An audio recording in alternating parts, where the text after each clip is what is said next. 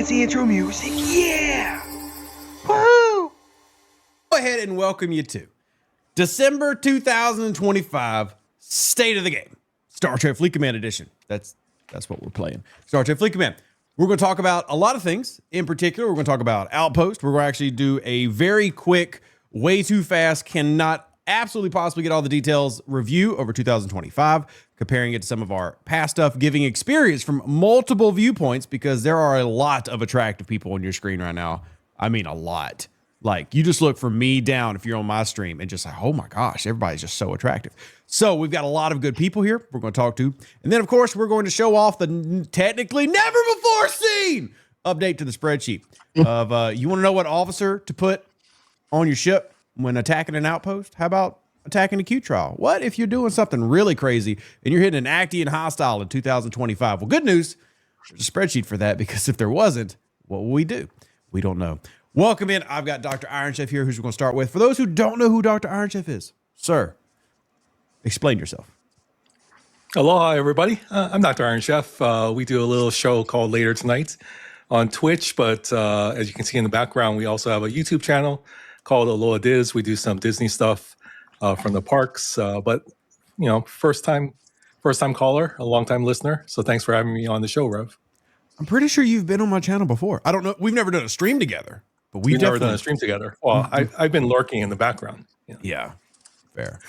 Then below him, well, at least again, I'm doing this based on what people are going to see on the YouTube and the Twitch channel. So however y'all have y'all streams set up, I don't know. But below him is Quasel, who is, don't let him fool you. He's actually German. How you doing, Quasel? What do you do? Tell us about you. I'm fine, and I'm still from Austria, whether you believe it or not. But that doesn't matter because it's the same language. So go with it. We know a little bit of ignorance from over the sea. So yeah, I'm good. I'm an American. We are known for being really good at geography. We're very well known for this. Below is Etari, the living sacrifice, who managed to get their camera working. How you doing, Etari? Tell the people. The moment. Oh, wait, never mind. Your camera's frozen. Oh my gosh. It was just a minute throat. Now it's, oh my God. I haven't touched it. I haven't touched the damn thing. Well, that is Etari. Etari, introduce yourself. I hope it's a good pose. My name is Etari, Living Sacrifice.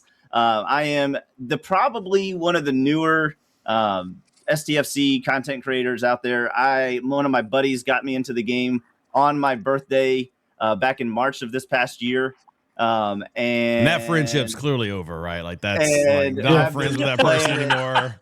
Nonstop ever since. No idea. And I'll tell you what, the community has just been, I love playing the game. I love streaming. I love streaming this game. The community is just absolutely freaking amazing.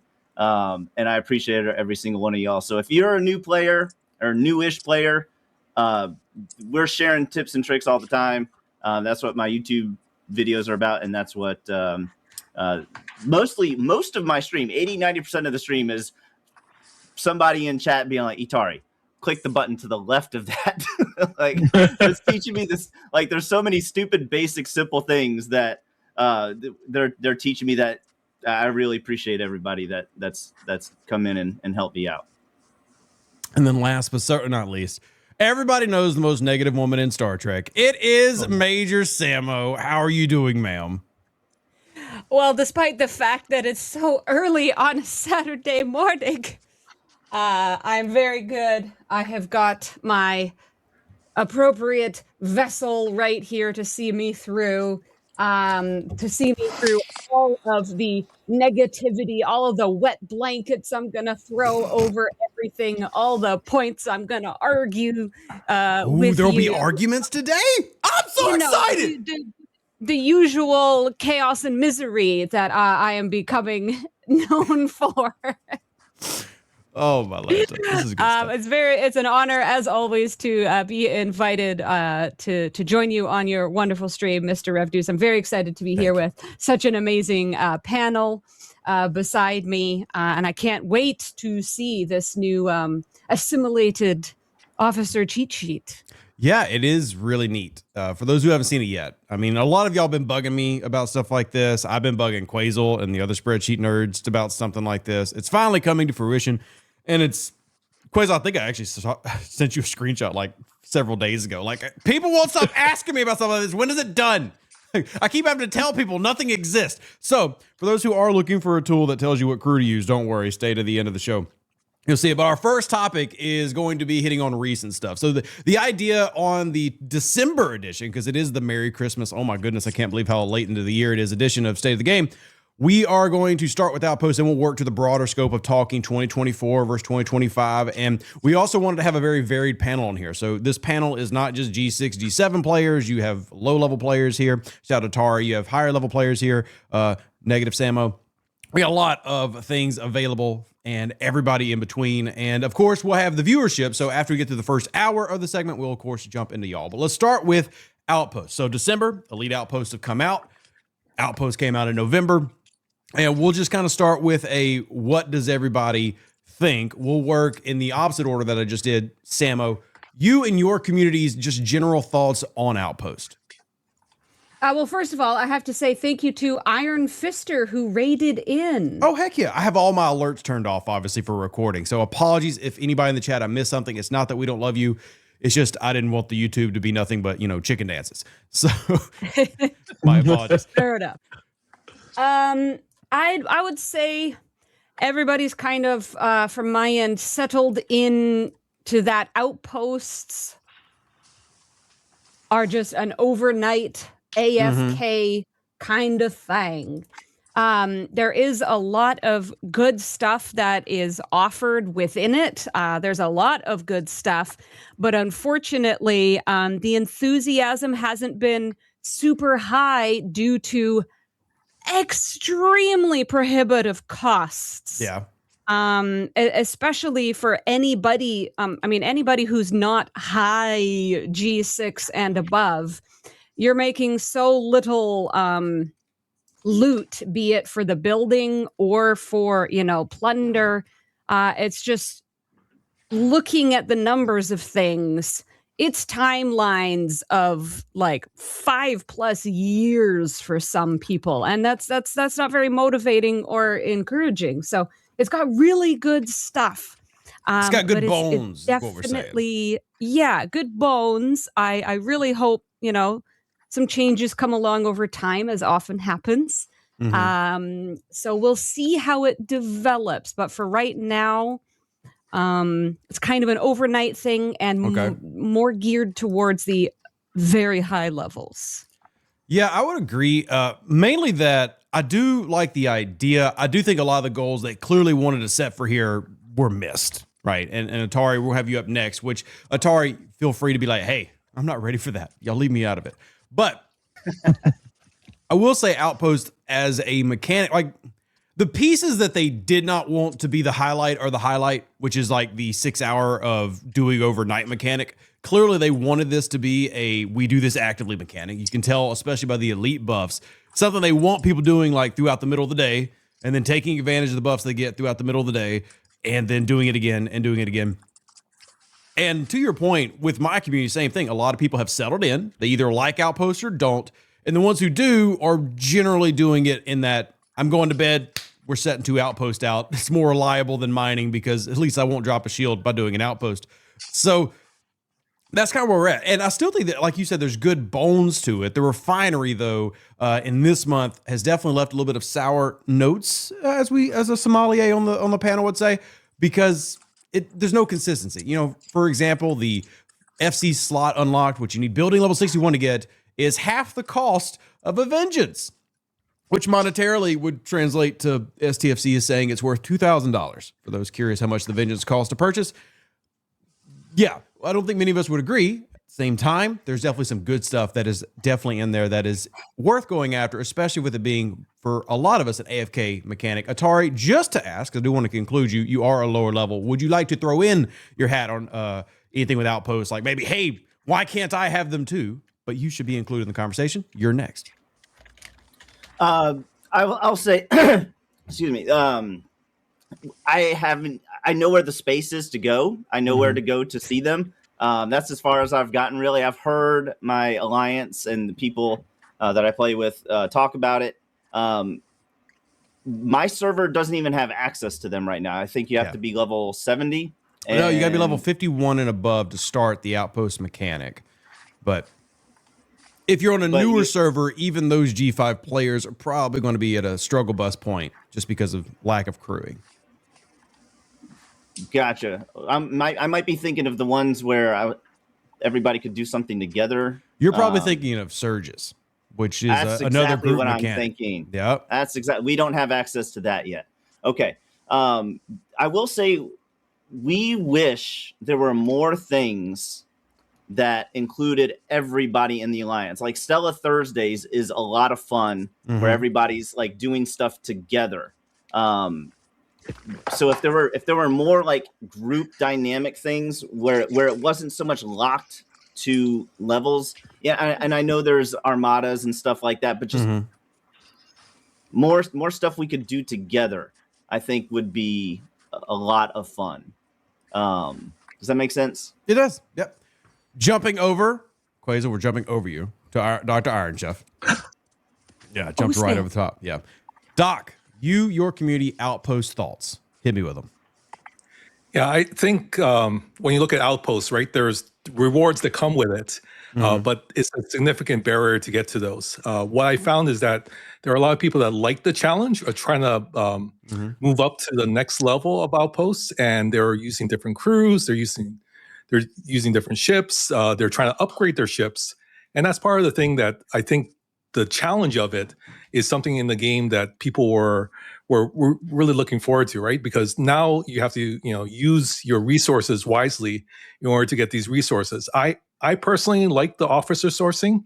I think this is one of the great things about, Outposts is that you have a drip of officers. It's going to take a long time, as Samo says, but it's actually there. And what we know about, the game over the past 7 years that we've been playing it is the first couple of months, it's going to be a slow drip, but eventually there'll be efficiencies. There'll be other sourcing of officers, other sourcing of other artifacts and whatnot. I think that's going to be something that's great in the game. What we haven't talked about is Cisco. Cisco is kind of a game changer for Outposts. It is, again, a slow drip, but we have sourcing for his fleet commander. It's going to take a while for some. Some people have acquired him already. And that actually really helps us to look forward to something, right? If we have something to look forward to, if we have a challenge before us, I think this community really likes challenges. They are problem solvers. There's a lot of people in the community that like to solve problems, and that's something good for the game. People want a challenge. They don't want something that just you click here and there and you're done. You really have to figure things out. So I think that's one of the good things about Outposts. Again, it takes a while. People want buffs that are a little bit more powerful. That's something that they also can improve. And I think people, as they give feedback on the surveys, can say, we really want more out of this, right? Loot seems to be a big thing that people really want. And if there's a way to bump those things up, I think the community would be super happy. But I'm actually, I'm running Outposts every other day. The big change last month was that they gave us permanent sourcing for it, and we can play it every single month rather than trying to wait to see when it's going to show up again. I think that's a good thing that they did. They're listening to our feedback on this, which I think is great. And hopefully that will continue on into 2026. Yeah, that's definitely the hope for me when it comes to things like FC Cisco. I do like that there's a drip. I would argue that FC Cisco is not good for most people who are doing Outpost. He's mostly a G7 only FC, which is fine. But the drip is just, I think the biggest complaint is that the only people who have real access to the drips for things like FC Cisco in the chair are people who are already spending, right? The idea of a free-to-play drip is it's targeting free-to-play, saying, hey, you can get this in 100, 200 days, but everybody else is paying to get it now, which is fine. I mean, it's how the game stays afloat. We want the game to make money. But that's not how FC Cisco is set up, and that's not how the extra spot is set up. It's set up to where the only people who have access to the seat are people who are already spending, which is fine. Look, again, I'm not saying they shouldn't have access to anything, but it doesn't feel like a free-to-play drip. I think it's a big frustration point here compared to previous arcs, right? But as both you and Samo have said, there's very good bones here, and there's a lot of things that you can build on with Outpost, but I think a lot of it would have to do with them pivoting the direction of where they wanted Outpost to go, or their paradigm, what they believe Outpost should be, because it doesn't seem to be that exciting active mechanic that people want to do actively and then take advantage of those buffs and do other things. They want to do it passively, which is fine.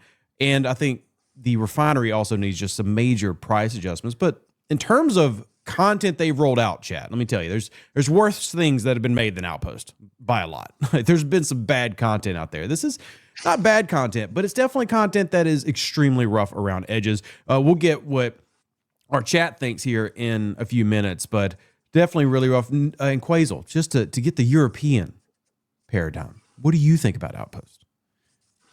I mean, I agree with most of what has been said. It's tricky, but we heard yesterday on the Voice of the Players that there might be coming changes next Tuesday for a little bit more increase in a drip and maybe cost reductions. Nothing is set in stone, but it seems they got the message. You know, I'm always the half glass half kind of guy. So yeah, and I think a lot of issues came from crewing and people not used to using the different kind of officers and getting to understand how does it work, which ship needs to target and stuff like that. And I think once people get into it, like Mirror Universe in the beginning felt very daunting. And then 3 months later, it was kind of great for us. So I think there's hope. Yeah. I think it's good. Look, I think there's always hope. I actually love saying in my streams that I know that when it comes to me, you, whoever's on this panel, Nigel, who's in the chat, shout Nigel, we're going to lose the war, right? You're not going to change STFC on the greater scale of things. At least I don't believe that, not in 7 years of working with them. But that doesn't mean that there aren't individual battles worth fighting. And that doesn't mean always that we're right, by the way. Sometimes we argue for things that aren't good long-term, which is fine. We're players. But that doesn't mean we can't win the battles. And, you know, this State of the Game is recording before some plan changes that I've heard of are happening. So I'm not blasting them or anything. We'll see what those changes look like. But it goes, I think the key is, Quasel, maybe you'll agree or disagree. A lot of it comes down for me, consistency, that word, where you have things like in the refinery, the FC slot is, in terms of cost, material cost, is half of a Vengeance, which we see them openly selling for $4,000. It's the consistency that really kind of like grinds. But we've got, you know, for example, a great thing in the Outpost refinery, and I encourage, if you are doing Outpost and you are collecting plunder, premium mirror dust should be your number one focus. That's my opinion on the panel. Yep. Like, I think that applies to everybody, whether you're level 73 or 53. Everybody needs to finish their premium mirror dust because all of those researchers are still very valuable. Well, it's 50 plunder for one chest and 1,000 for two. And I remember last month we were like, man, the two chest is just so insanely expensive. And now we have then we have Cisco come out 750 for one, and then you have 5,000. So the jumps are, you know, quite wide, and wanting to see those things be more consistent, because a lot of players would give the feedback, well, premium mirror dust is worth more in terms of singular pulls than a single FC credit. Some would make that argument. And just having those things kind of be more natural and feeling like there's more of a cohesion with the entire set. But I do agree, the bones of this is great. I mean, the fact that you've got 3 officers sourcing, that's great. Now, will it take time to do? Absolutely. You'll also have to engage the mechanic, but that is a good thing overall in terms of like, we're asking for them to provide sourcing. I just think the time, the cost, that needs to come down. Any last moment Outpost topics before we move on? Don't worry if you're listening live. Y'all will get an opportunity to chime in here after we get through our interview segment. But for those on the panel, Outpost, big positives, big negatives, anything that you want to shout out before we move on to our next topic?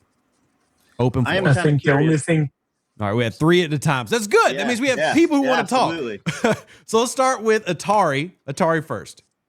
So I feel kind of blessed as far as when I came into the game.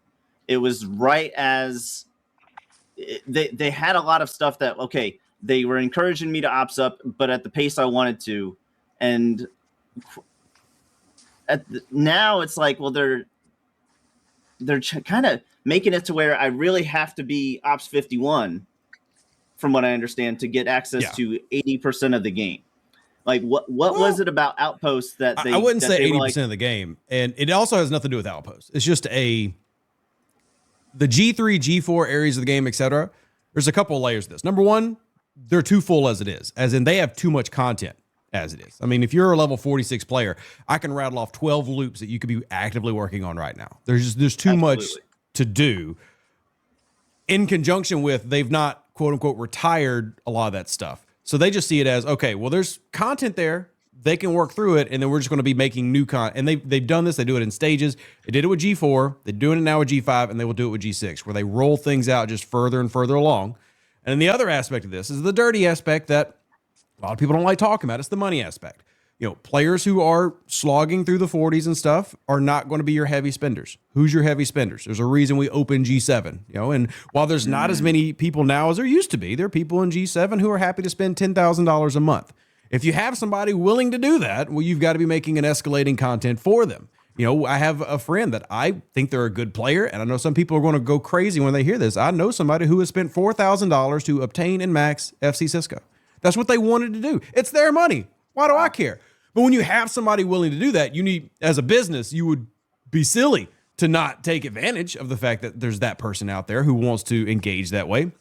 So you have an ops escalator, and the higher ops you go, the more there are quote unquote paywalls. So that's the basic ideology. So if you are a lower level player, I'm just going to let you know now, 90% of anything that comes out in the future will not be targeted to you. That won't mean that you won't get something. In fact, in my opinion, a great change they've made is targeting the battle pass style of events towards content of that player's level. But in terms of what's new, that's going to be reserved for the higher points. Well, I say all that to say that I'm really, really enjoying 40. I'm Ops 42 right now, and I've been Ops 42 for 2 months, and it took me 9 months to get here, and I'm having an absolute blast. Yeah. And quite honestly, the stuff I hear from the higher level players, it's not making me want to ops up faster. I'm having fun where I'm at. Yeah. Does that make sense? No, it does. I'm having an absolute blast. So why would I want to go to the point where I have to spend 10 grand to have fun? Well, I'm going to sound a little bit like a Scopely advocate here, because I'm going to tell you that pain doesn't last. So this is not just an STFC thing for those who have never experienced, because I know a lot of people who follow our channels, this is their first time really doing like an MMO, especially a free-to-play style game. There is a intentional frustration for the higher area of the game, which they refer to behind the scenes as the premium area of the game, which is currently G7, where a certain level of frustration is needed, because that's a big key of how the whole FOMO dynamic works. Right now, some people have no issue. In fact, the player I was talking to you about that spent $4 grand on Cisco has no FOMO. They spend that much because they legitimately enjoy doing the math, and that's what they have fun with. It might blow people's minds. Like a lot of the people I know who are spending 10 grand a month on STFC aren't doing it because they, you know, want to be at the top and they don't feel like there's any other way. They just enjoy doing the math, and they see it as a math problem every month that costs them more than my mortgage. Which is fine. That's fine. That's great. Yeah, you go spend 3 mortgages while you have fun with your fancy math problem. Like, just go buy an AI chess set if you really want something that challenging. But anyway, that's what they do. So the point I made to say that is, as the game progresses, you get things naturally becoming easier and cheaper. So like where you're at right now in the 40s, there was a time where you could not progress in that into 9 months at all. It was impossible in terms of like the economy and stuff. So it's naturally going to get easier. Like right now, it's easy to get into G5. It's easy to get into G6. And G7 will become the same way as they continue to continually raise the bar. The thing is, if you don't want to be that player who's currently frustrated because they feel like they have to spend 10 grand, which if you go into G7, the game is designed to make you feel that way. You don't have to feel that way, but it is designed to make you feel that way. You can avoid that by simply playing at your pace and knowing that those areas exist and just play the game. And if you just play at a pace that allows you to wait out the big premium area, then you'll never experience that problem. Like the people who are making G7 sound terrible right now are the same people who 2 years ago, G6, awful. Don't get a 6-star uncommon, waste your materials. Well, now getting a 6-star uncommon is super cheap. It's very easy and nobody struggles with it, and they can use it for their outpost mechanic, which actually comes in handy now compared to a, believe it or not, a G5 epic. So the game will adapt the longer you play it. So if you're not a 10,000 person now, you're not going to magically become one unless you put yourself into that position. So that's hopefully something for everybody to hear, whether it's your community, Etari's community, Samo's. You don't have to be that guy. Like you don't just magically jump up there. Like you put yourself in that position. So it's not just going to start happening. It's one of the more common, the first time somebody comes in the chat and I'm like, oh my God, 43 days to ops up this building. And all of a sudden, everybody that's the first time in there, they're like, oh, back in my day, it cost 17. It's just, it started getting all those comments, and we find it hilarious every time. Yep. Just you wait until it costs 20 million trillion gazillion platinum to. Well, some of those players have reached a level of frustration. They want others to be frustrated with them. And my goal is the opposite. Like, no, I want you to not end up like this person. Like, I don't want you pulling your hair out over a mobile video game. So, yeah. Quasel, your thoughts on Outpost before we get too sidetracked. Your thoughts. One thing, like I said, everything will get easier. And I bet, especially with Outposts, we will see some more content in the next arcs, maybe, because it doesn't feel like it's completed. Especially they have said it will get easier in the future. So we will see stuff that will help. Then Cisco is for the higher ops players, because most of his skills aren't for the lower players, I kind of say. So it makes sense to have more sourcing for him in the higher ops ranges.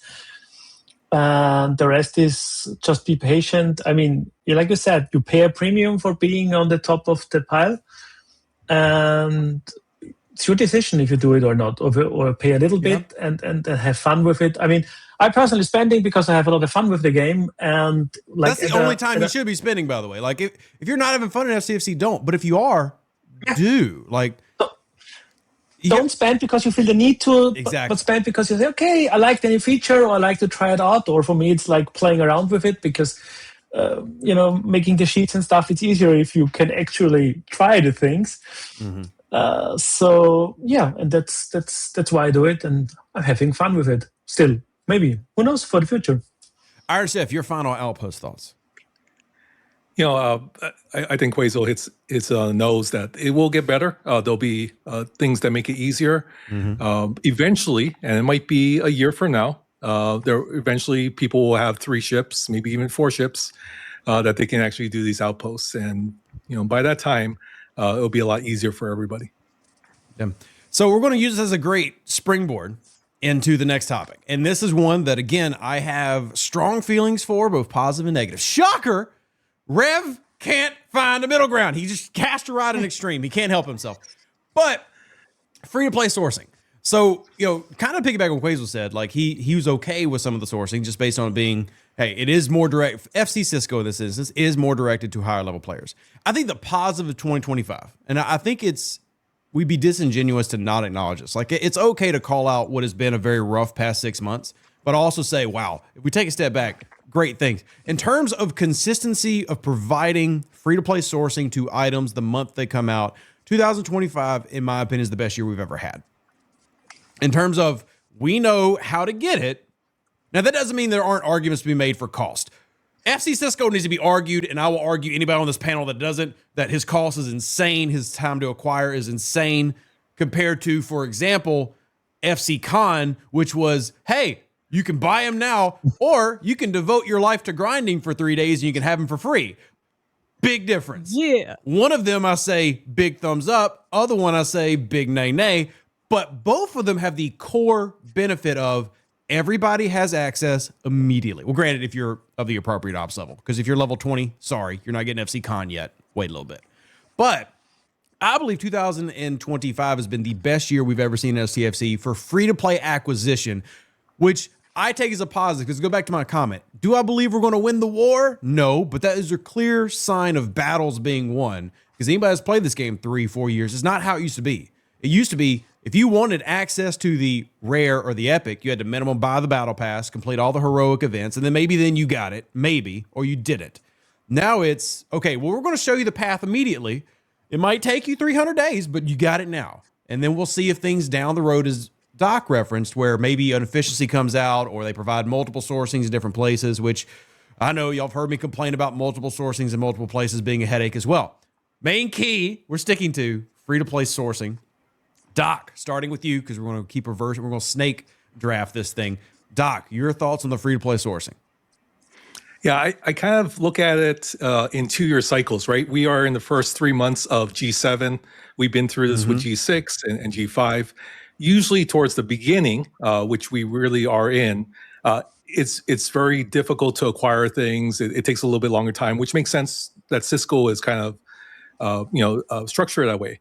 But for most of 2025, we were towards the tail end of G6, right? So the efficiencies get better, the free-to-play sourcing gets better. I remember at the beginning of the year, we had DTI and a lot of the things with resources that were not available for us to ops up. They really accelerate those things towards the latter half of generation. We will see this going into 2026. It'll take a little bit of time to acquire things in the first couple of months, and then it'll start to get a little bit better. And that's just experience of being in the game. We've all been in the game for multiple years now. We've seen this before. So hopefully, that information for newer players is that there are times where things ebb and flow. And this is one of those times. We are entering into a new generation. It's going to be a little bit different. But there will be some hope coming in about 3-4 months. There'll be a lot more efficiencies that are available for people to, if they want to level up or not. I think, for all of us, when we look at the game and the free-to-play sourcing, what we've consistently seen is that they like to throw at us different means of acquiring things, and it's not the same every single month. That might be hard for people to. Which is a great look. You're being nice. I'll say it. That's a great point for me. There's no reason I should have to go to 8 different places to get the same officer. Officer sourcing should be in an officer sourcing area, right? Armada directive sourcing should be in a directive sourcing area, not us jumping through factions, refineries, etc. But I still want to point out it's great that there was day one sourcing as FC Cisco. It's great that there's day one sourcing of NOC. I think that should be praised. But I think long term, very dangerous to keep throwing it in. And as a couple people in the chat have said, it's also, there's a reason for, some people being hesitant because they don't have the best reputation for upgrading old content. Like, let's just say, for example, I just bragged about Wrath of Khan. There are multiple Wrath of Khan officers who don't have sourcing, but they did give great sourcing to some of them, like incredible. And then they forgot to go back and give the other ones. Right. So there's pros and cons. I definitely want to point out the pro, but also for the Scopely employees who will watch this, here are the negatives. You can't forget about it. If you're going with this method, you can't then forget, what was that other officer that we rolled out in December that we forgot to announce? Yeah, you got to tell people about these things. And then you have to come back to it 6 months later and okay, we're adding this into this right here. Yeah, and I think that's where you come in, Rev, and all the other content creators, is that we get to explain all these things, right? Because there are a lot of content, even a couple years old, that there's no guides for. But then we are the guides to help people, progress through the game and do well. Every single year, there's something to look forward to. I mean, I remember Cerritos sourcing was kind of available a little bit easier, but then the next month with another ship, it was a little different. So they keep us on our toes. And I think some people like that. Some people, it is, as you said, a little infuriating. But I think that's when you say some people like that, we're talking like the 1% of 1%. Like we're really throwing in just a few diehards there. Like that's being very kind. It is true. I do remember, back in the day, we would get a ship, say, or definitely officers, and then we wouldn't know about their sourcing for up to 1, 2, 3 months later. They would kind of appear and then they would disappear, and then who knows where they're going to be plunked. But it's also not just officers. We have a very good example right now. There is a new thing in the Battle Pass. If you buy the paid track of the Battle Pass, there's the Mark 6 photon torpedo, the new kind of Reliant tech. And this has happened in the past where they've put stuff in the Battle Pass or this kind of special acquisition, and then the artifact disappears. There's been a big problem. You mentioned, they'll put the officer and then kind of forget about it. There's definitely that problem with some of the artifacts, some of the tech. So I hope that consistency there could maybe improve as well with immediate sourcing in, I would say an obvious place, but that was kind of my point. Everything's it's like plonked all over. It is really good that we're getting this. When many of us on the panel started playing, there was less than 100 officers in the game. That's more than doubled by a lot. It's increased a lot. There was no FCs, right? There were no artifacts. There were no FTs. There were no CTs. There were no None of armadas. this existed. So the game has expanded so much horizontally and yet has equally done so vertically. So it becomes very frustrating when, let's say, you're in G6 like MajorSamo and your Cosmic Particle run has dried up because they forgot that, oh, well, people probably haven't finished that research and they're still moving. You know, we'll do a quick update, but then, you know, down the road, we'll have to come back to this. You know, multiphasics for our spenders in the chat. Anybody who's using multiphasics in G7 is hopefully not using multiphasics in G7 because it's not been appropriately updated to be an economy benefit. If you're in G7 and you're spending that money, hold your multiphasics for 3 months, like Dr. DrIronChef said. You'll start seeing some economy boosts come in, and it'll be worth spending your multiphasics. You know, so some things you only learn via experience in these games, not just specifically STFC. All of these style of games, any MMO, that's going to be a benefit to you. Quasel, your thoughts on free-to-play sourcing? With you being a spreadsheet nerd, for those who are looking faces to names, normally you would just assume this guy, you know, well, he looks like you would expect him to look. He's a spreadsheet nerd. Quasel, what do you think? Interesting. Well, things are tricky. I mean, there's stuff that's sourced good. I mean, I really like the depot token stuff because, you know, people now can have those leaderboards now or the SMSs are coming with it. If they choose to invest there, they can pick the officer they want to. So I think it's going in the right direction. Sure, they forget about stuff. Mm-hmm. They forget to add stuff. But overall, I think it's gotten better in 2025, I think. Yeah, I would definitely say. I'm actually looking for someone to make the argument that sourcing, particularly free-to-play stuff, has gotten worse in 2025 because I think devil's advocates are needed. Sometimes you need that counter voice to make you realize something you weren't thinking. But, yeah, I mean, just, again, having been here for years, I do think this is the best year they've had for that. And I really wanted to throw that out there because it has been also, at the same time I'm saying that, it's been a really rough few months for the average player. But there's definitely some reasons to look back on this year and say, hey, that got a lot better, and that's something I can look forward to, hopefully, of that continuing, and hopefully things that haven't been as fun, move those aside. Yep. Samo, you did kind of chime in a little bit, but do you have any other thoughts on the free-to-play sourcing? And then we'll get with Etari, who actually is of the level of people that we're trying to give stuff to level them up. We'll wrap it up with that before we get to the next topic. As you say, I think the visibility and, you know, immediate day one paths for things has improved. I think it's really good, but I don't think that should just be the standard of, oh, well, at least they show us now. I think some of the initial costs and timelines have been a bit ridiculous. It's you can't just say, oh, well, there's free-to-play sourcing MajorSamo. on day one. You don't have a million plunder laying around? What do you mean? Reasonable. Come on. There's been several times this year where I've looked at the thing and be like, oh, somebody slipped. There's at least one extra zero there. That cannot be real. So yes, day one sourcing, good. Let's always have that. Let's have those paths laid out. Mm-hmm. But sometimes some of the costs for the things lead me to believe they just have no clue how the actual play out of that is gonna be. So I think there's still some consistency is their continual enemy.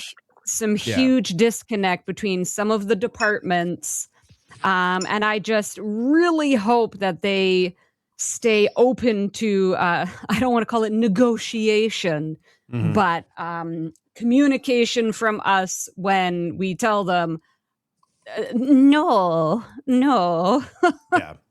So, you know, like some of the ships, you have hope, the Revenant, you know, upgrade path, even the GS31 upgrade path, they're not too terrible, and you think, oh, they finally figured out you can't be like the Vindicator that's gonna take flipping 3 years, and then they come out with, you know, the Dauntless. Yeah, and even the Squall. You know, maybe that's the silver lining, Samo, because the Dauntless takes less time to max than it does to acquire the FC upgrades. So maybe that's the silver lining. Like now we feel better about the Dauntless because it doesn't take as long to get as the new stuff for Outpost. I mean, you know what? There we have it. See, that is not the strategy I suggest they experiment with. I completely agree. It's all well and good to say, oh, good job. There's a free-to-play day one now for everything. the free to play day one should not be 5 years from now. Yeah. Even if you then say, oh, well, they'll come out with efficiencies. And, Yeah, the in efficiencies 2 should be years, bringing it it'll from come out in an event 200 days. store. Yeah. Yeah, Efficiency should be so- making it 200 days down to 100 or 100 down to 50, not 5 years down to 1 year. Particularly for a game that we know and love that puts out content every single month. If this game, I've said this before, if this game only put out content every quarter, I would feel very differently about the sourcing paths. I really wouldn't have as much of an issue if something took a year to max, 2 years to max, if we only got stuff every 4 months. But that's not how STFC works. Guess what, y'all? In January and February, there's a new arc, new stuff, new ship. Oh my God, who would have guessed? I know so many players who are now, 3, if not 4 specialty ships behind. And that's actually a great segue for Etari, by the way. The poor guy in the 40s trying to level up. How do you feel sourcing is? Do you feel like there's things that like, man, if they could just give this to me faster, I would have moved up already, which, by the way, they really, really want. So that's the great point. And to kind of go back to what I was saying earlier, a lot of the stuff that I'm hearing about, if I level up faster, then it'll just be harder to get stuff down the road. If I just wait till I level, if I just have fun and slowly play the way I've been playing, that stuff will be easier to get or more fun to get or not as grindy to get at that time when I finally get there. That's kind of my thought process a little bit. But I also just enjoy, being the strongest 42 at my level on the server kind of thing. And I'm looking forward to being strong enough to be able to actually participate in arenas and not be dependent on my teammate or which teammate do I get put with. But as far as sourcing goes, I'm not a free to play. I consider myself a strategic spender. Like I bought the way I saw as far as what am I going to actually spend money on? What are things that it's the only way I can get, like the research queues, building queues. And then from that point, I'm like, is there really any reason to spend? Well, I'm playing the game all the time. Like literally it's 80% of my gameplay, right? So what if I want to support the game? What would I do tend to go for battle passes every so often. I'll go for the battle passes, the $10 ones and the $20 ones. And I'm very consistent about that. And that the Ferengi battle pass was $20. And I was so mad when I want to say it was Ops 33. They kept giving me these SLBs for the Borg cube. And there was no way to get the Borg cube. I would go, I'd do an online search. I'd ask in the group, I'd ask in this, hey, how do I source the Borg cube? Oh, well, that's going to be 3 to 6 months from now. They might put it in something. And they finally did. And thank God, because and I assumed they were like, well, Etari, you can just spend $100 and get the cube right now. And I'm like, yeah, but that's not going to get me. What did get me was the Ferengi Battle Pass for $20. I could get all those. I could get source. That's how I could source it. Did it cost me two? I can't remember if it only took one battle pass or 2 battle passes. So basically $40. But I got other things in the battle pass besides just spending $100 on a ship. Yes. Does that make sense? I love that you said about strategic spend, because when I try to tell people, both in my alliance, those who are in my community, and I'm sure every content creator on the panel is the same way, y'all are more than welcome to ask us, hey, does this pack have value to me? Now, I know that there's several groups in the STFC community. Shocker. We are made up of many people. Number one, there's the group who says, don't spend it all. They're evil devils, and they just want to suck the blood out of your soul. And for those people, I say, cool, play free to play. Absolutely no problem with that. Then you have people who are just free to play. They don't want to spend. They want to put 10,000 hours in the game. Cool. But if you're one of those people who is willing to spend, the most important thing is to be knowledgeable about what you're buying. Like you said, no reason at all for anybody to buy a $100 cube unless you somehow decided to rush all the way to level 70 in a month, which we've had people do, by the way. Shout out to my friend over on server 118. I haven't forgotten about you. Zooming your way up to 70 in 2 months. But if you can get it quicker or cheaper another way, then that just frees up your money to go somewhere that's more valuable, like an extra dock, an extra builder, or a battle pass that may be, you know, important for you. Because I have definitely run into so many people who get frustrated with their spend and they feel like it wasn't valuable. And then I spent $200 and now I'm mad at the game because I don't feel like I got what I was needing. Reach out to any content creator is what I'm saying. Ask us, is this good for my account? We're happy to tell you, because let's just be honest. This game is a game that you have to be like Rev and Samo and do it as a career. You have to be like Quasel and have 400 spreadsheets if you want to understand everything. And we understand most people don't want to do that. So let us help you in that process.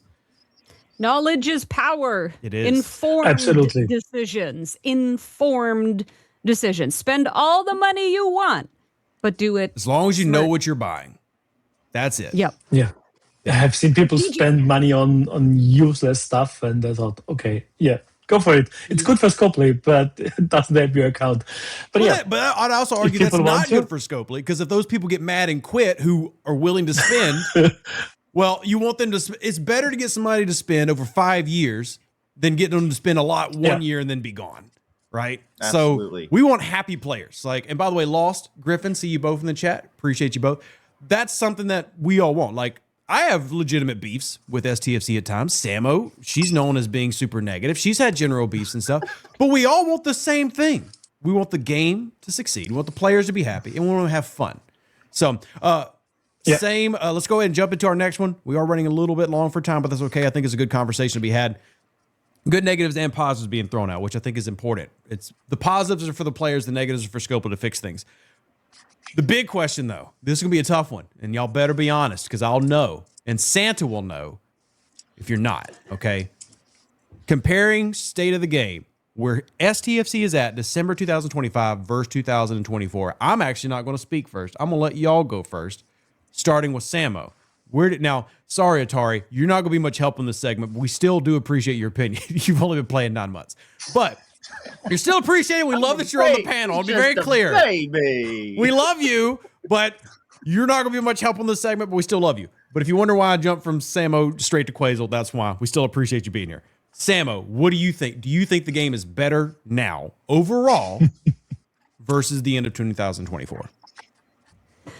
I do have to say yes. Okay. You do have to. It's so easy to be caught up in the single month you're at, or to remember those few months in the middle of the year, perhaps, maybe for some, that weren't so great.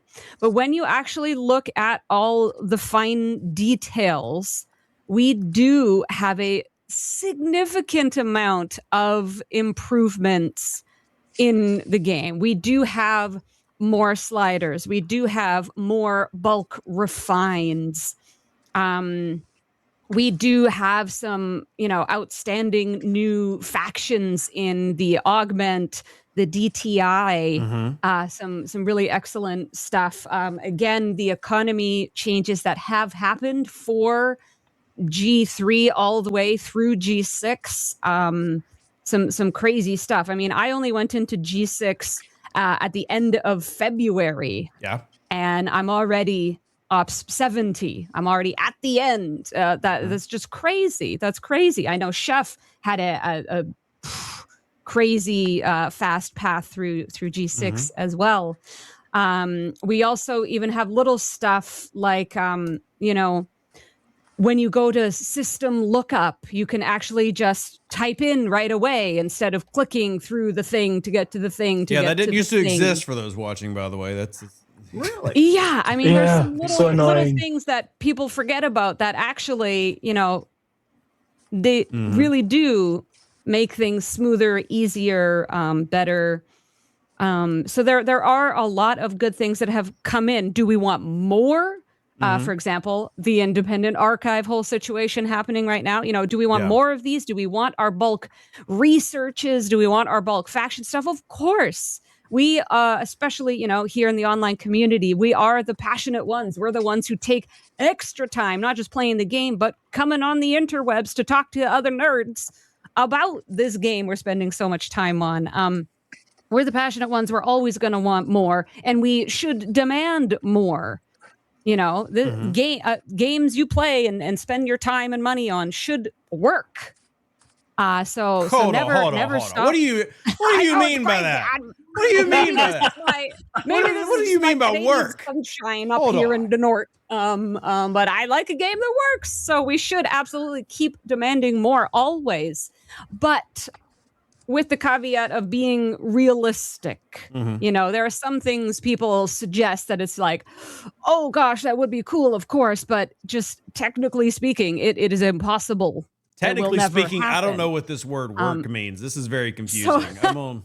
so What do you mean? realistic expectations and hopes, and as always, I say actionable items, not just Yeah. this thing sucks. Make this That's a big better. one. Or Please, y'all, you know. don't message me. I've been very clear. Y'all are more than welcome to message. I'm assuming everybody has an open DM policy like I do. Y'all can message us. Of course. Please don't message us with just like blanket, this game's the devil, I hate it, and not provide anything. Like, I don't even care if you come to me to vent. Just give me something actionable I can take. If you just say, hey, can you tell the overlords I hate them and I hope their child like fails school? Like, no, I'm not passing that along. Can you give me something actionable I can work with? Like, I get it, you're pissed. I'm not even saying don't be mad. Just give me something I can actually go forth and be like, hey, look, this is really bad. Here's why they don't like it. Not just, hey, people are currently hoping your car has 4 flat tires right now. And I just wanted you to know. I can't do much with that. Yeah. Quasel. Yeah.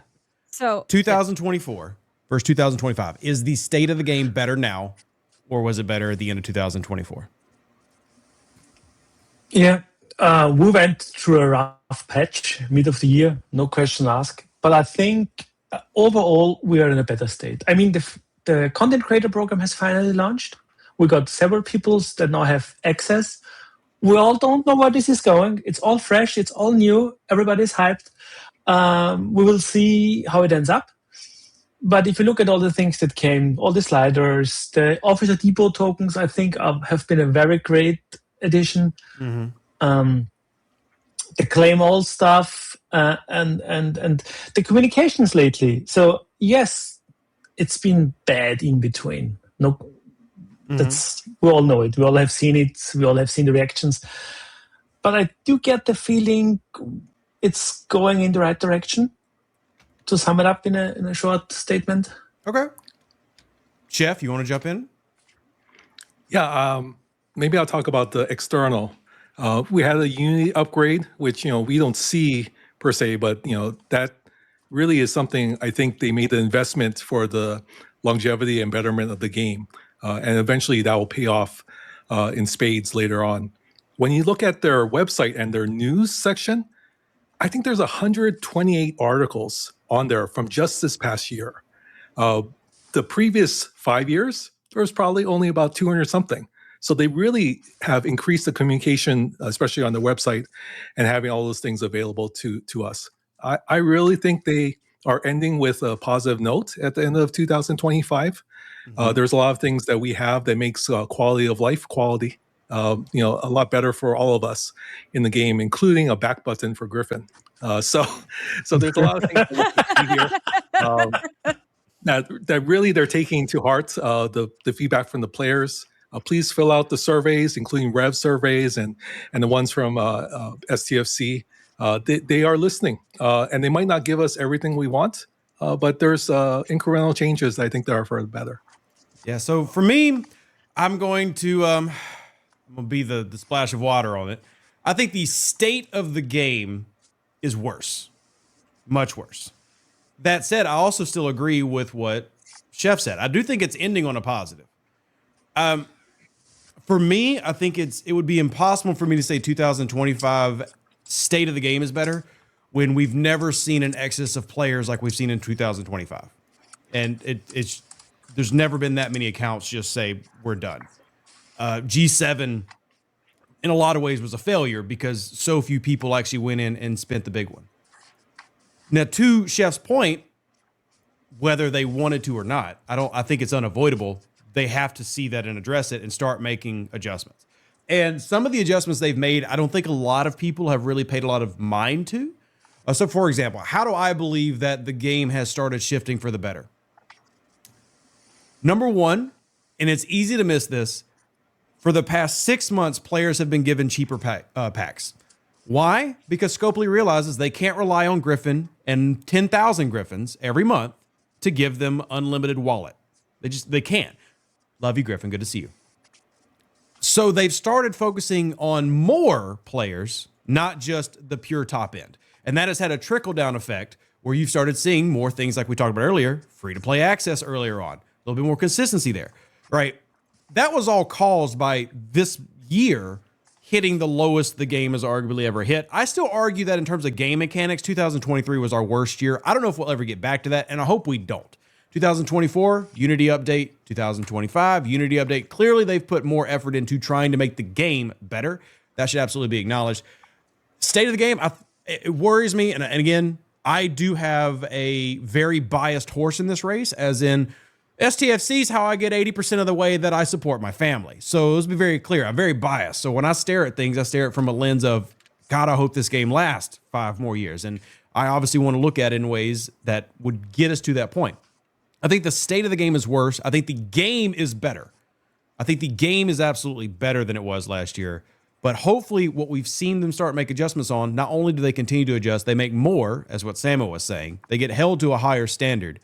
Because if the game experiences 2026 the way it experienced 2025, 2027 is arguably the last year of the game being actively updated. If they do 2026 like the end of 2024 was, which if y'all were here, was very, very good. It got way better at the end of 2024. We were very much on high hopes. Same stuff now. If they continue with the success and with the better communication and with more transparency and with more quality of life, then the game will last 3 to 5 more years. So I'll obviously open up the floor for y'all to rebut anything I've said. I don't want to just like end it on like, oh, dreary, sour note. But I think the state of the game is absolutely worse, even though the game is better. Okay, yes. Yeah, no, sorry. Player sentiment is lower. Yes, player sentiment overall. There's a lot of sour feelings across a lot of different levels. So I would agree player sentiment, unfortunately, is perhaps down while the game itself is better. And if my horrible Debbie Downerdom is part of the reason everybody's feeling less good, I apologize. I know I've been just a terrible influence on the negativity this year. Maybe it's me. Maybe I have more power than I realize. For those that don't catch it, this is a running inside joke with me, Samo, and other CCs based on stuff that happened years ago. So if you're wondering why the heck we're suddenly calling Samo negative, it's just an inside joke. and again, just knowing that I'm throwing water on fire, to be clear, it's for those that have watched, I want this game to be very successful, and hopefully everybody knows that. Doesn't matter if you're a level 2 player who wants to be free to play, or and you just joined, you've been here 7 years, you're an employee. I want this game to be successful. But we lost over 40,000 accounts this year, and that's just one of those things. But when it's so extreme, and I know what you're going to say, Quasel, but I've been. No, you don't. You know what? You can. I didn't get to do that to you. You don't get to do it to me. No, but. What I want to add is something, there was such an extreme shift between like the VIP Discord and how players feel about the game that we can't ignore that shift happened. I think it would be bad for us to ignore how low the sentiment dropped. But at the same time, I think we should try to elevate it as much as we can and get the game to elevate it as much as they can, which they have the ultimate control at the end of the day. I mean, y'all can love me, Samo, Chef, Quasel, etc. as much as you want. If this game is complete trash in 2027, you're not going to stick around just because me, Samo, and Chef are here. So the game has to be good, right? And my hope is that we get to that level. No question asked. Yeah. Quasel, because I have no idea what you're going to say. I noticed a slight thing with the numbers. I've been talking to Chronox and he hasn't come back to me yet. But if you look at some of the monthly sheets, you see that a lot of the dropout happens below G4. Like if you compare, I think it's been March or May with now, it's like 40K less or through 30K less G4 players below G4. So it might that a bunch of people they recruited last year in the end of the year played over the winter and then dropped out. And I asked Chronox if he kind of can say, okay, did players move up? Where did we lose players? but it's tricky to do. And of course, we lost a few high spenders, no question asked, because some stuff up there was not done properly. But then I see newer servers which launched in July or something around that with a bunch of 50s, and they have spent on it, even if it has become quicker.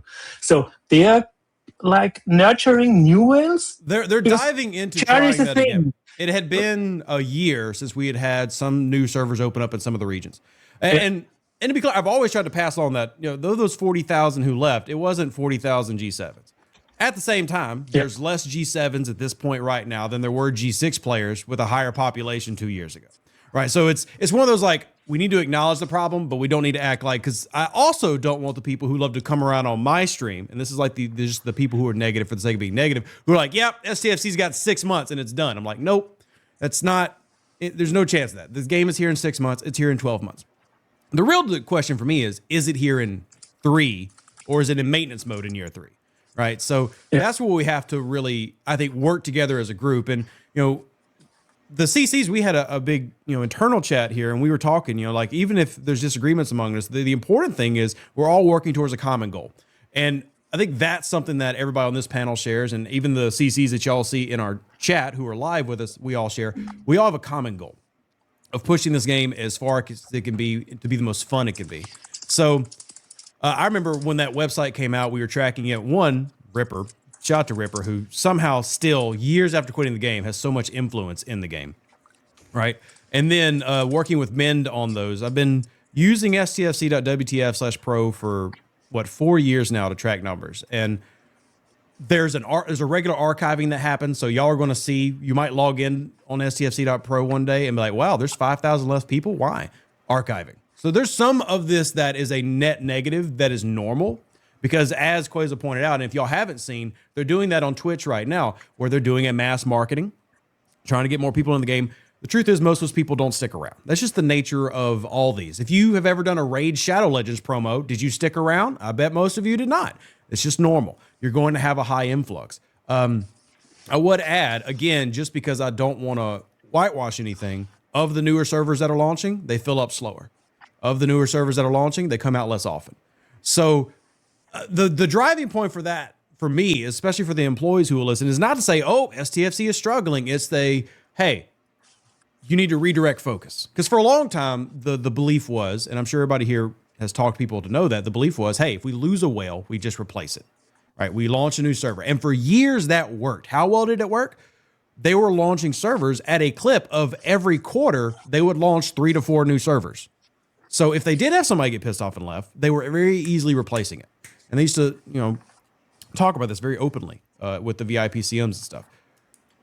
Well, we just hit a period where August we launched 6 new servers, but it was the first time we'd actually seen new servers in APAC in over a year. First time we had seen EU servers in a year. So it's good, but I also don't want it to be one of those like in-house, that's a fallback. Well, we know we can replace it. Well, clearly they've hit a limit where they can't do that anymore. They can't launch servers every 3 weeks, get new stuff. So the point is they have to make sure they're focusing on mid-ops players, your active players, and keep the people who are already here. We're no longer at a stage of this game where it can rely on, hey, you made Etari pissed off and he left after 9 months. Get another Atari. It's keep Atari happy so that Atari keeps spending on board cubes. That's, I think, what the paradigm shift needs to be. Keep Atari spending, not replace Atari. Chef, you haven't had a chance. I'm going to give you a chance to throw in as well. I agree. We are saddened by the loss of some of our friends. And I truly mean that. There are people in the game that we've been together for many, many years, and they're friends, and they're no longer, in the game. So we are very saddened by that. But we still talk to them, and we're still friends outside of the game. I think that's one of the things is that I've actually seen a few of them as we've ending the year, have actually come back and started playing again. Maybe not at the same level that they were before, but they have heard good things and they're coming back. Not all of them, but a few of them. I have made new friends through Veil chats. Even if you're not G7, you still get a chance to talk to people, from other servers, which I find just amazing. to get to meet new people. I love that. The community. Arenas, admittedly, Arenas has allowed for some of that as well. Well, that's why, look, so the I gave community is Vale a wonderful. lot of praise when it came up because I love the idea of Vale chat. I think if you want to do what I'm talking about, you want to really keep the Ataris, keep the Dr. Iron Chefs, you bring that community feeling that we have outside the game into the game. So incursions, arenas, Vale chat all offer that conduit. Could argue that they should make that available even more so to people like lower levels in Atari. But those are the directions I want the game to go. More stuff like that. Because if this game's going to persist 5 more years, which I really wanted to, the community's who's going to do that, catering to the people who are here. And it might sound silly, because I'm not trying to say they don't make content for the people who are here, but it's definitely a shift in a focus to focus on building community aspects in the game versus just making content for the game, right? Right. And they have started with Maybe they should start. Oh, go ahead, Quasel. Sorry. No, I was just being a little bit reffy. Like, maybe they should start fixing the in-game chat so that it works properly and we have... Hey, there's only room for one rev on this channel, and- thank you. No, one negative person, you don't get to be it. No. Okay, I'm shutting up. No, but you are right, though. You're right. I agree with you. Yeah, if there's ways to improve the in-game chat, I think that would be something that would be very beneficial for everybody, just to communicate with one another. I am a firm believer that they are still on their 10-year plan, which means we have another 3 years. I hope it goes 15 years at least, and that really is, I think, will happen because of the community. Agreed. It will happen because of all of us kind of sticking together and giving the feedback, giving things a chance, and then also making sure that we hold people accountable to those things. Together, we will make this game last. I think that's where all the CCs. Again, the goal is to keep us together, so we can play together for many, many years. More Odo in a bucket, Haley frequencies. All right, so now we're getting to the interview segment. For those who are watching, we're about 15 minutes past where we should have been, but that's okay. It's okay, because we have something amazing we want to show you. It'll change your lives for a positive. You'll love STFC again. Okay. I don't know if it's that far, but I will say it's fantastic. Now, y'all might have seen this earlier this week. It has been worked on for quite some time. Quasel can tell you I've been bugging him for a long time. I've been trying to be real good about not annoying him with it, but I've been annoying him with it. Quasel has put together another spreadsheet, just what you needed. But this one is, number one, it's green, so that's cool. And number two, want to know what crew you should use for Outpost, Q trials, Crenum formations, armadas, hitting level 2 Orion Corvettes? We got it. How you doing, Quasel? Tell us about your cheat sheet. Good. And you refresh your copy because the design got even a little bit better in between. Oh my! Refresh. Oh, and if one of the mods wants to throw the link out, or Quasel, if you want to throw the link out, I'll pin it in the chat. That'll work. I was just gonna say. Yeah. That way everybody can see it, because this is in the usable version now. You will need to make a copy, though. Please do not try to edit the copies that we have. Just make you a separate. You can't. Yeah. Only a few people can. So first, I'd like to say thanks to Lightbull, which is the one person who made this even possible, because he provided all the data for it. And as the whole community kind of works together and we're building on each other, it's like Lightbull used stuff Ripper did and taught him. And then me and Lightbull discussed a few hours how to even do it and how to do the export so that he can in the future just press a button, give me a new file, and the whole sheet is updated with new officers to make that stuff very easy. And that's exactly, just press the button, make a copy. I have put it on the first page and put it on this page so you can find stuff. And then thanks to Jules, because most of the text, which is kind of editorial on the landing page and stuff, is from him, putting it a little bit into the structure. So you see, it takes not only one person, but like many to come up with great ideas. And then the design is from my designer. She doesn't play the game. She doesn't even really watch Star Trek, but when I get excited, she tends to get excited too. And then her inner nerd starts ticking, and you see the design that came out of it, and she's still not happy with it. So yeah, Now, it's Quasel, just as a on pretense. the because you have editing access on the crew sheet, I've got it on the. Would you like to edit crew sheets and start giving some examples? I'll just keep it on your version because you can edit it, and they can just see you using some examples live. Does that sound good? I'll do that. Just let me pop out the sheet. So we kind of have 4 steps. You can first select the target. So like, do you want to do a little bit of PvP or like station PvP, or do we like do mission bosses? And based on your selection, all the officers will update if they work in that scenario or not. So, for example, if we here now use here Ducat and switch to PvP, you see he turns, and you see that he's conditional, which means because we all know he needs to be on an interceptor. Mm-hmm. That's kind of how the basic works. And the same with lower deck, you see the Borg Queen triggers lower deck and DSOC because assimilate. Belano Taurus does not trigger lower deck. So that's not really a proper crew, but you get the basic idea. Yeah. And on top of that, you can go then and select to get your ship fully laid out to say, okay, I want to use red matter. Mm-hmm. And then you see, okay, red matter. Oh, that works for me in PvP. Stasis Cube, just 2 abilities work in PvP. And because it has become very tricky to say which officer works where. And on top of that, descriptions from Scopely aren't always telling you the whole story, to be friendly. No way. Yeah. No. Yeah, this is why I've been bugging Quasel for something, because up to this point, what has crewing been for a lot of people in your alliance? It's ask somebody, right? And I would even argue to say even after this, it's still going to be the case, but hopefully this is going to relate or turn into rather more people having the education of what works. And so often we just get, hey, I need a crew. And most people at this point expect things to be like it's 2020. We just say, yeah, put Pipe and Road channel and you're good to go.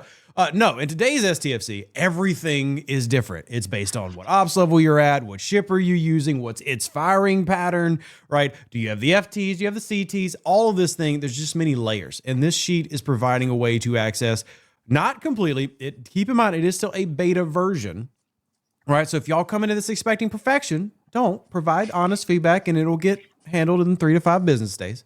So the basic, well, maybe sometimes 6, 9 or 7. You'll do it now. Couple months. But again, this is taking a long time to put together, y'all. In fact, I've had people messaging me for something like this just this week, and I had to tell them, nope, nothing exists yet because this needed to launch and be ready. So we have this. It will continue to get worked on and updated, but is going to help players not have to come to Rev Deuce at all times. And if you do come to Rev or Samo, it's going to be, hey, we tried this crew. It wasn't as effective as I thought it would be. Can you explain why? And then we can start going into, okay, well, you put Chang on a Crenshaw, even though Rev's YouTube video clearly said do it on a cube. You put it on the Crenshaw anyway. Here's why it didn't work, right? We can go into the further details. This helps give people a cheat sheet, hence the name, where you can find things quickly and you're not waiting 4 hours for, a content creator to respond or trying to get help from your alliance mate. It's all here for you. Again, you do need to make yourself a copy. So if you get the sheet, the link is in the chat right now. It'll be in the video here on YouTube. Just look down in the comments description. You need to make sure you go to this tab right here that says try it yourself, make a copy. You will only be able to edit the fields, as in the choose your target, select your bridge crew, etc. To access those drop-down menus, you have to make your own version, which also means when it gets updated.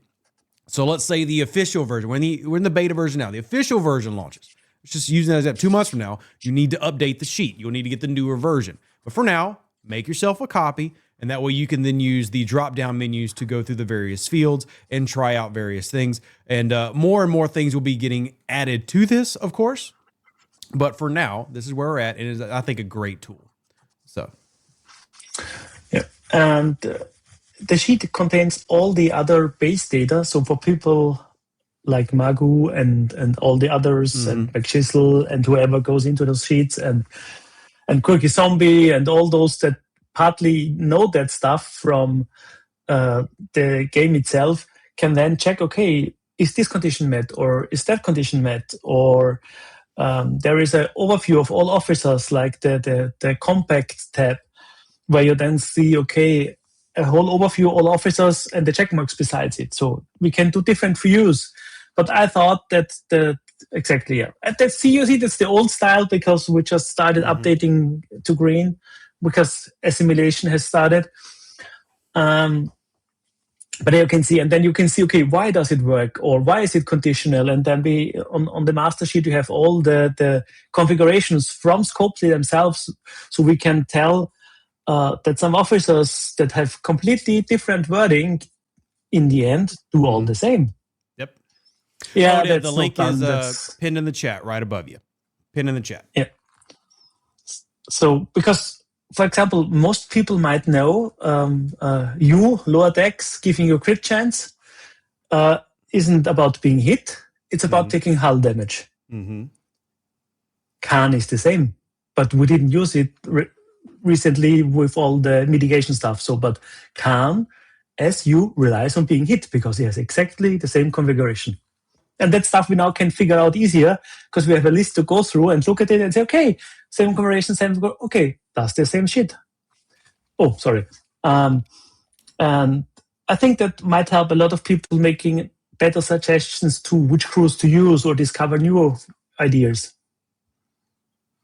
First Wave says, but I like hearing yours and Samo's thoughts on crewing than trying to find spreadsheets. To be clear, this isn't a leave Rev alone, you have a spreadsheet. This is a tool that if you want to use, we encourage it. You can absolutely still come to any content creator. That's absolutely okay. Because as always, you can have all this pure data, but you're not plugging in, well, this guy's at this tier and this guy's at this tier, and they're going on this tier of ship, and I have this level on my forbidden tech. You know, the sheet's incredible, but there will still always be a degree of every account is unique. And so that's when you come to the content creators to do the fine tuning, or to get the explanation of, well, the sheet said this whole crew should work. Why isn't it as fabulous as I expected? I think a great example. Well, it's only tier 2. So yeah, a great example of this and why the sheet can be effective, but you can still reach out to Quasel, for example, is I actually just saw Elvin in the chat saying, well, does this work for a G7 hostile? Well, that's a great question, because for example, I've got players who are level 71, just went up into G7, and many of them using their Crenshaw. Maybe they've maxed it, maybe they haven't. Well, I've been talking a lot, and people have heard me or seen me in my Discord saying, well, if you're going after hostiles in the Veil, I've been screaming Chang, Suitor, Seska. But then people come to me with their Crenshaw, I'll be like, but it's not working. And then we have to get into the whole, okay, well, it's because the Crenshaw fires one time in round 1 and it has a horrible firing pattern, even though it has good base stats. So we get into finer detail on that. So if you're out there, Chang, Suitor, Seska, great if you're in a cube. Pretty good if you're in a Vengeance. Right? 73 uncommon, still solid, but not if you're in a Crenshaw, which then we'd be like, okay, Janeway, Suitor, Seska, right? So it's again, this isn't a get rid of the CCs, we don't need them. It's just a tool that makes it easier for you to quickly reference what's going to help me out. And I'll let Quasel handle more. It's his thing, right? I'm the idea guy. I could not make anything number one this pretty, or y'all have seen my spreadsheets. They're very simple. Very basic, like the Prime spreadsheet. Yeah. That's my style. And Rev and me have gotten into discussions about making it beautiful, and he just wanted it to work. And I said, no, it needs to be a little bit beautiful too, because I know people use tools more if they enjoy the view of it. Yeah, I mean, the tech nerds is a different story, but like that, say, and that's not to be dismissing them, but it's more the general population, which hasn't the time, even if they wanted to dig into stuff like that. Yeah. Because let's be honest, understanding the game on that level, that takes time and engagement and a lot of information the game doesn't give you if you don't know where to look or who to ask. Yeah, absolutely. So, and I think it will be a great tool. And if you make a copy, you can even make a copy of the Does It Work tab and have several crews ready for you to save them, to have a quickly look up. I see a lot of content creators using it just to present the crew, because if you scroll a little down, you have all the texts of the officers. So you can go over and say, okay, that officer does this and that's why we're using him. Or the forbidden tech, the ability does this, and that's why it works. So I think it might be being used in several ways. Yeah. And if people say, okay, can we have this information or that, we can work on another view of it. Because a lot of data is in the master table and in import, like even the proc chances and stuff like that, but it's not as easy to make it easy to use, because that's been the... To bring up this point, because I see being asked in chat, this is also going on with assumed everything has maxed values, right? There's not a way to incrementally value anything. Well, I guess it could be done. That add a lot of complexity, though. So every officer, every FT, every CT is assumed max value in these sheets. Now, on that question, though, Quasel, things like red matter, quantum slipstream, did y'all limit it to, say, tier 11 versus completely maxed based on where things are at in the game? Or did you just take max values across the board? It just checks if the ability works. Because it doesn't matter which tier you have. Yeah. Doesn't assume the value at all. It just assumes, does that ability work or not? And of course, if you want to use the ability number 4, it needs to have a certain tier or certain level, so it's available for you. But it's the same with officers and other stuff. Yeah. And especially in the early days, check if stuff works or doesn't, because Lightpool created an algorithm that takes all the data from Scopely, like you can show for a second the master table, just so people get an idea what's going into it. We have a lot of conditions, like if you now scroll a little bit to the right, you have a lot of conditions like when does it proc, what ability does it proc, what hull is needed, and there you have the hard data, like needs the ship to be launched, is it self ship, is it multiplicative, is it additive, does it add a state or does it add a random state? And for example, that's been the issue between the hierarch not proccing on his own officer ability, because it was add random state and not add state, because Scopely prioritizes add state. That's why some other officers work, but hierarch didn't. So you get to understand why those things happening, because Scopely has different teams, and sometimes they don't know what the other one did, or just reuse stuff, and then weird things happening. And it happens that Lightpool and others point out stuff, okay, that's not going to work as you expect it to work, and then they change things, maybe. Now, the ultimate goal would be Quasel. And that's how we can tell. Pardon? Well, I would say next goal is now I need to be able to sync it to my Spox Club, and it reads all my officers' levels, and it tells me whether a crew's good or not. Get to work. Funny thing is, when I started talking with Lightpool, one of the reasons he started working on it was like, we have been thinking about that, and we anyway need that data, can do it as well now and have it ready once we are going to update our officer page, because that's a thing. Yeah. So hopefully y'all find this useful. Now, for those who've watched the entirety of this show, this is the endpoint. But if you're here, we're not going anywhere. We're going to keep talking. But just for the sake of brevity, we don't have the full 3 hours end up on YouTube, just because, well, that's a lot to ask. An hour is a lot to ask today's generation to watch on YouTube. So if you made it this far, thank you. Everybody here is going to stay here, though. Nobody's allowed to leave. And we'll answer questions. So if you've got questions, now's the time. Everybody else, we love y'all. We appreciate y'all. And if you haven't checked out all the amazing people who've been on the panel today, I really strongly encourage you to. I'm a strong believer in supporting all of our CCs.